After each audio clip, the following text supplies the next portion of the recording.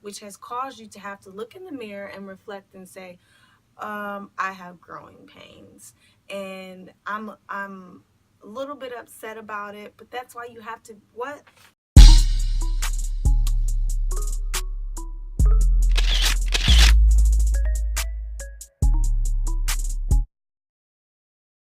You have to be a realist. And we said that, which number was it? We said that in number 12 about being realistic about, just the perspectives in life. 16 will be the last one. When you have a realistic mind, it is easier to induct a higher perception in life. So let's break that down a little bit. When you are a realist, to take yourself out of the situation, almost like astro projecting out of the situation, and you're able to look at the situation in eyes that are not yours, and you have a way of having, like, for example, if you are someone who is in a particular race of group of people, and you're able to take yourself out of your race or group of people and look at another race or group of people who are suffering and truly understand what it is that they're going through and how they are being povertized within the ranks of society, and you're able to look at these things and say, you know what, I'm not looking at my privileged racehood. I'm looking at the fact that there isn't inequality in the world within races. So when you're able to be realistic about this, then you're able to no longer struggle with what you've always known and what you're now seeing in the world to be true and actual. And this is easier because it's not an internal conflict that you're residing in. Higher perceptions. I love that word, just having a higher perception. Higher meaning better than, and then perception is as in perceiving. You are perceiving on a greater level now because you're no longer being biased, okay?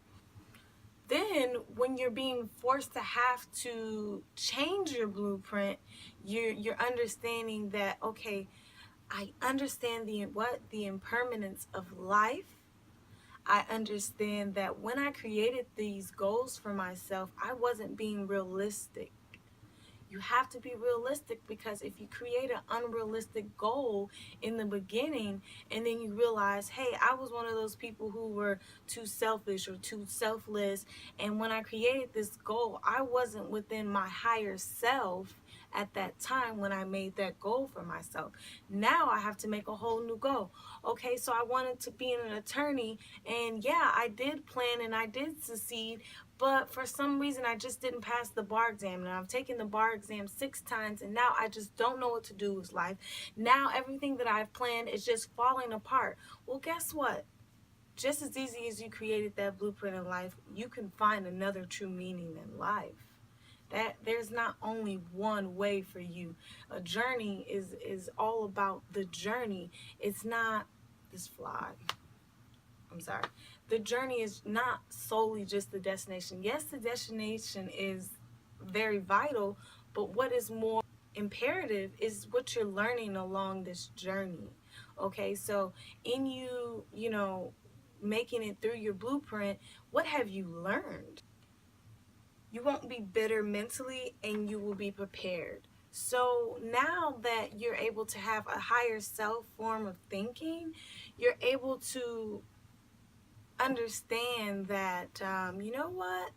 All right, I'm going to create another plan for myself. I'm not going to be bitter or upset at the fact that there's other people out there who are living the goals or living the blueprint that I wanted to live. That's okay. It wasn't for me. But what's for someone else is not for you, and what's for you will not always be, for someone else. And sometimes what's for you isn't even what is supposed to be really for you at all. You forced yourself into it. Now you're living some type of corporate life that you never wanted to live because your father was an accountant, his father was an accountant, and all you ever wanted to do was just illustrate beautiful pictures and be some type of architect. So you have to be a realist. That's what I'm trying to say here. So next, I'll do 17. Blaming yourself, blaming events, and blaming people. Number one, there's two parts to 17. Okay, when you change your life, you get new skills to change your life. So when you change your life, you need new skills to change your life. You can't use those same. You can use some of them, but you can't bring past things that didn't help you into the future. But sometimes you can use past things because now you have new circumstances. Okay, so number two, if you can't change your life, then you must change your blueprint. If you do both, then you will excel.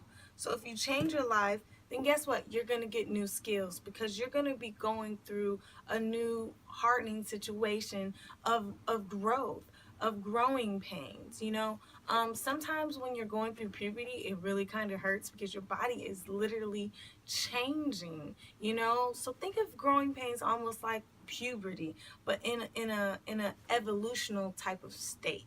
All right, so 17, blaming yourself, blaming events, and blaming people. It's don't blame yourself. Let me just get that out there. I am one of those people who are truly hard on myself. I'm always blaming myself for why things don't go right. To a degree, yeah, blame yourself, but don't keep blaming yourself.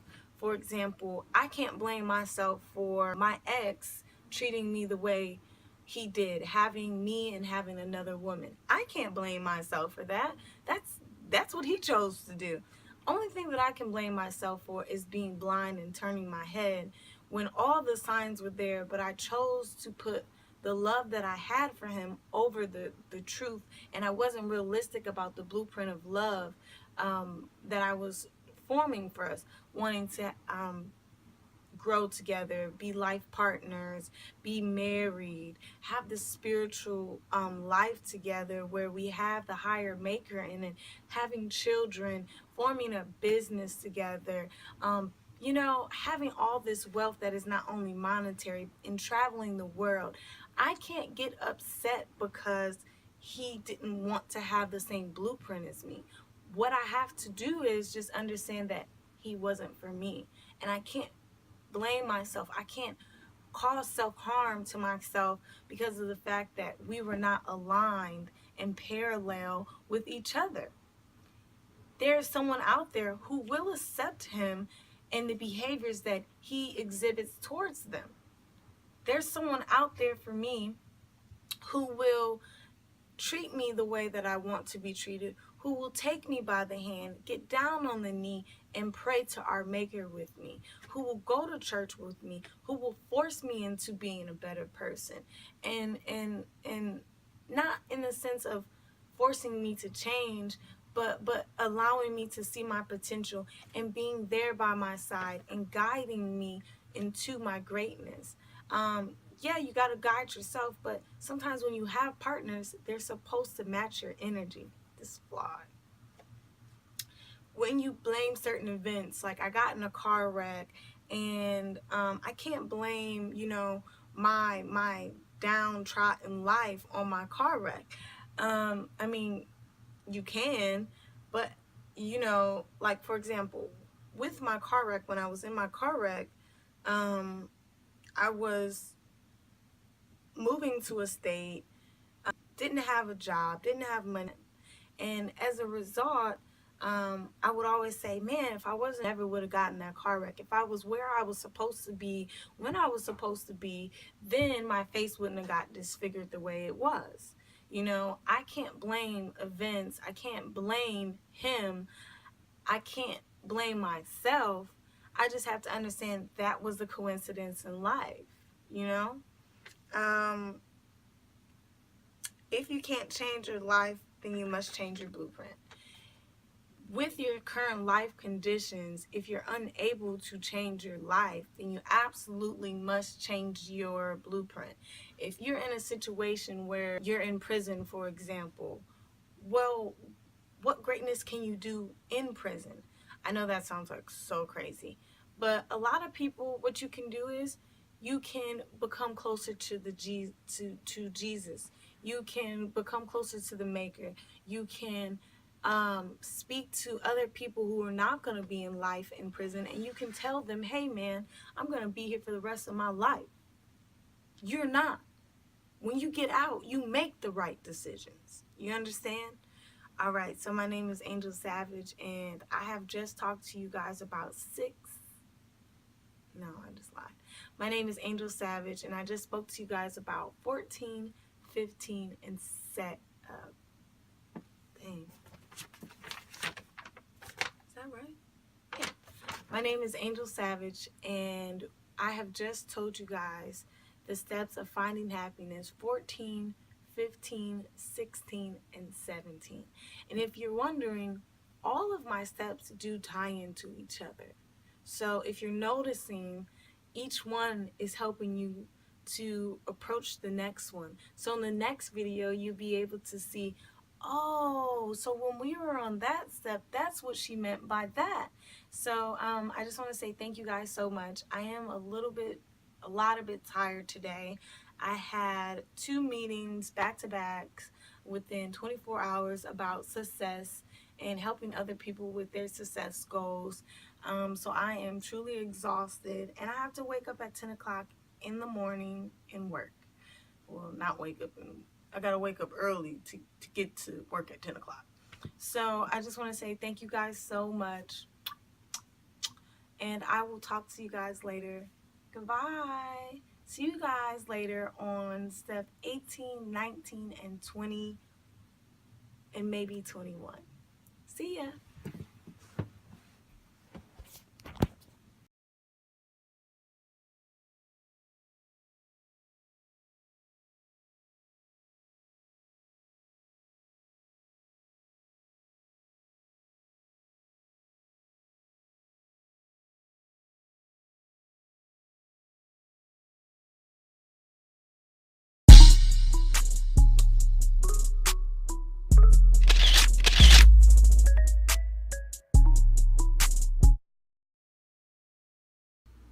Um, um, um, um, so, um, um, um, um, um, um, so, um, um, okay, um, um,